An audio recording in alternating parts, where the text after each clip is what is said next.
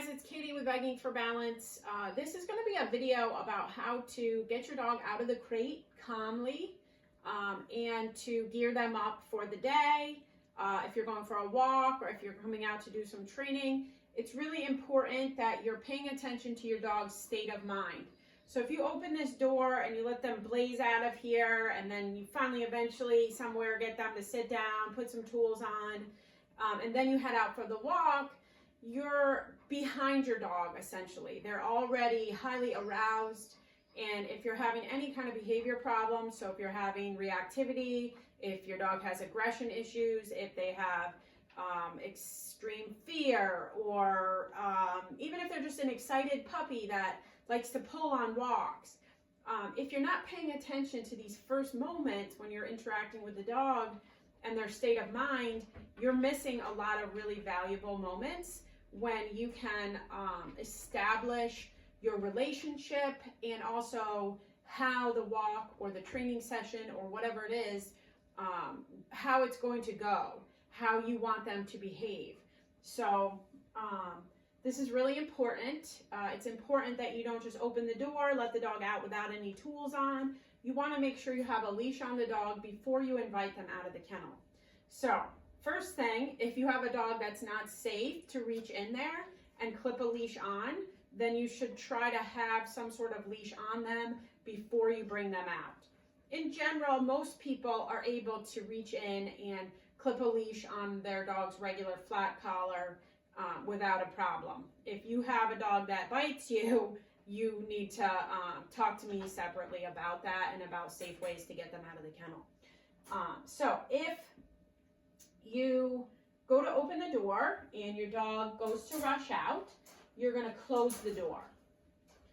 Now, so if they really, really want to rush out, you need to close it with more force. So you want to do it quickly. It will be more like that if they're really going to rush out of there.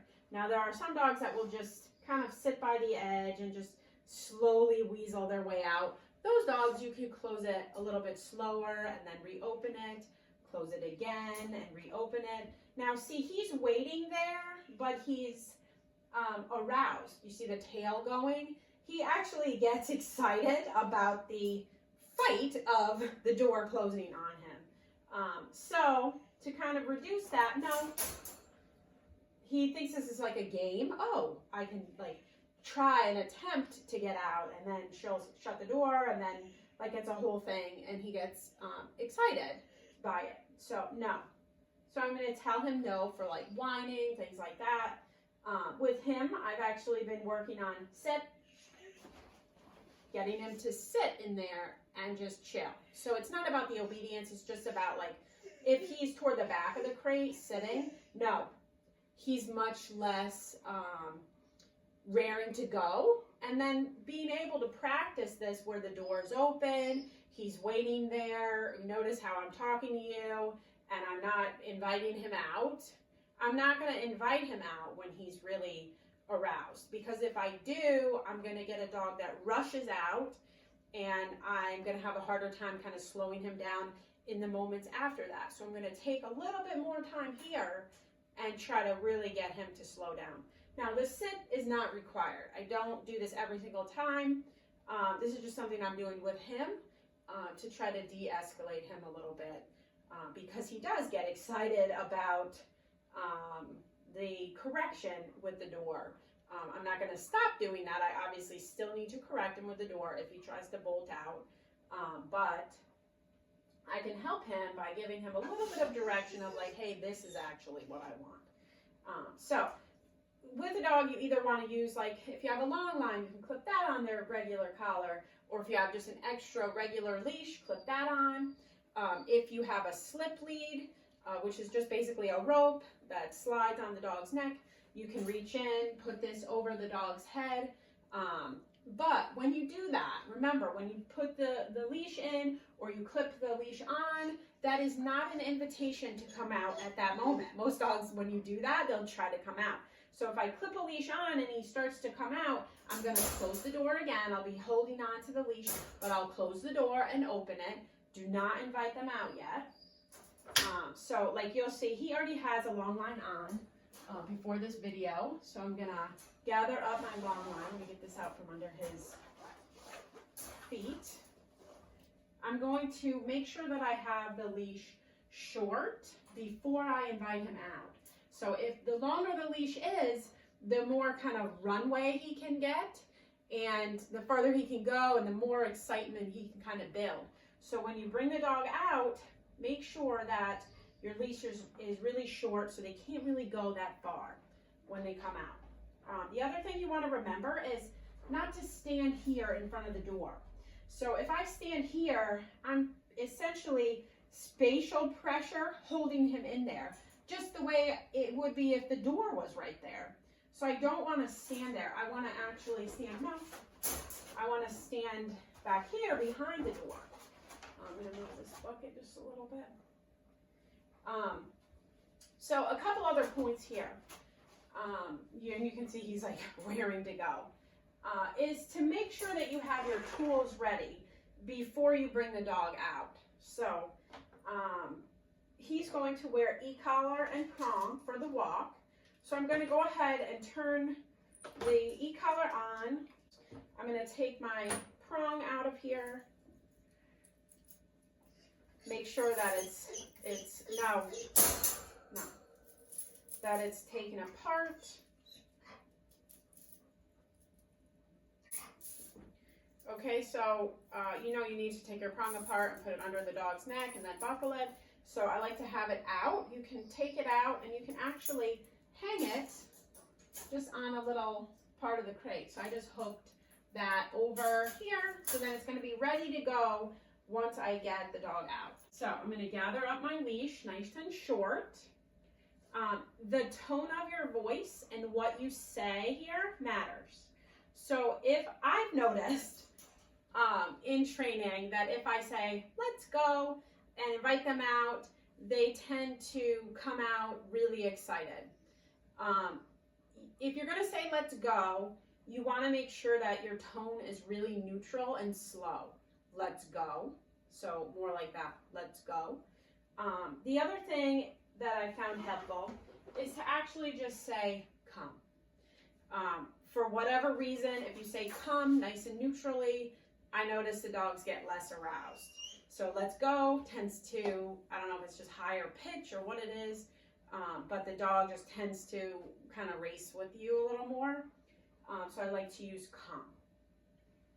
So gather up the leash short, come, and then nice and short and tight on the leash, sit. Good. So I will then apply some upward pressure so that the dog sits down.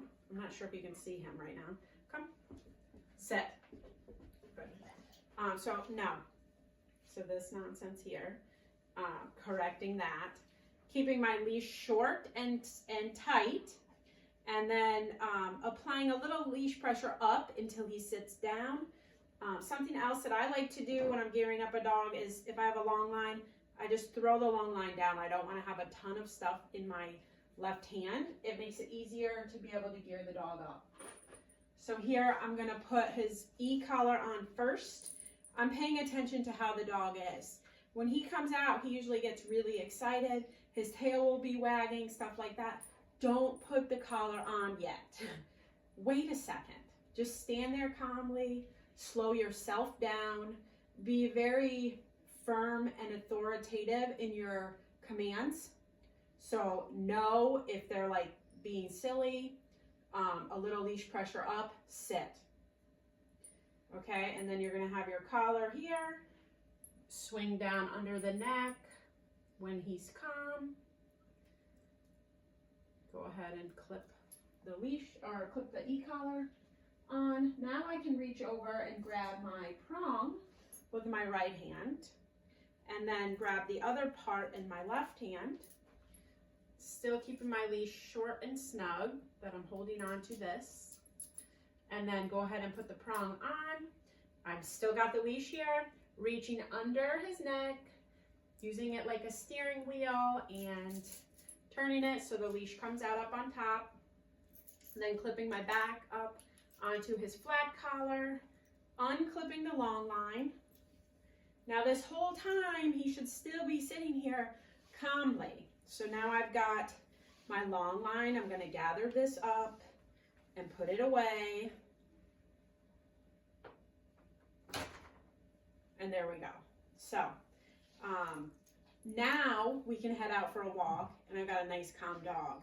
I'm going to show you a bad example of how to do the exact same thing with him. So this is an example of how not to get your dog out of the crate. Let's go. Good boy. Sit. Sit. Good boy. No. No. Todd, no.